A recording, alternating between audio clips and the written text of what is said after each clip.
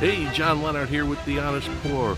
We're in the south of France in the town of Pepillon in the Roussillon wine region. We're going to be traveling around this region for the next couple of days, visiting wineries and vineyards that specialize in Grenache. Let's go check it out. Grenache, or Grenache as it's called in Spain, is the grape that likely makes you think of wines from the southern Rhone Valley. But its true home is actually elsewhere. Region Aragon in the northeast of Spain and also in the south of France. That was where Grenache was originally planted, So I think that's the most important fact, It was born here, so it's where it's best adapted, and it has been here during so many years, it has all of this tradition, And what does the terroir, this rocky terroir, what does it give to Grenache? Well, in Cariñena we call el vino de las piedras, which is the wine of stones, and you can see here it's very stony, and this is very good because in summer when it's very hot, it reflects the sun, and takes the sun off, and then in winter also it retains all the freshness and the coldness, So although it looks very difficult to plant the vines here, you can see they are very well adapted to this soil, and that's what is called the wine of stones, el vino de las piedras. Like many grape varieties, Grenache has mutated throughout the centuries, leading to several different types. The main three are red Grenache, white Grenache, and gray Grenache. There are several other types, but these are the three you'll encounter most often. On this trip, we would visit wineries in both France and Spain.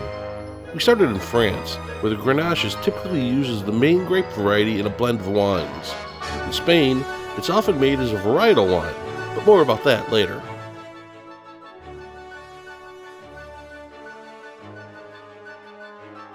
I'm here at Domaine Lafage in Canet-Roussillon. Domaine Lafage was the first producer in the Roussillon area exporting to the United States. We met with winemaker Jean-Marc Lafage. He described to us the wide array of terroir available to him here in Roussillon and how it affected his winemaking.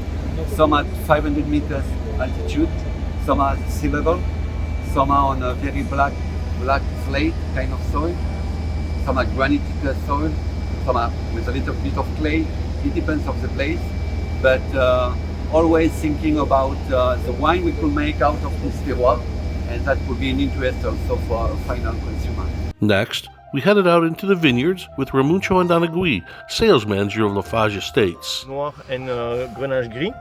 And because here the conditions are really interesting for this kind of wine, because we have a little bit the influence of the sea, we have more freshness, we have a kind of saltiness on the whites that is really interesting to... He went on to explain that like many classic wine growing regions, right here in Catalonia, they have their own special wind. Because here you have to understand that this area is extremely windy. We have one day of 3 is windy.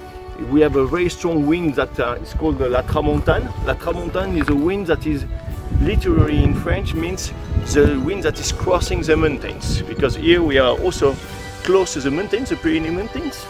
In the Pyrenees we have some snow during all the winter, even from, I would say, from November, December until April, May, you have some snow on the mountains. We don't see it right now, but the highest mountain of the area is 2,784 meters. So there, the wind is crossing the mountain, so touching the snow. So it's a very cold wind that is blowing, and you see also the fact that the wind is really having an impact on the vineyard, because the vineyards are falling down because they are getting old and they are adapted to the conditions, the climate conditions. Join me next time on the Honest Pour Wine Travels when I dig deeper into Grenache, learn about the intriguingly sweet Vin du Natural, and eat the best oysters I've ever had in my life.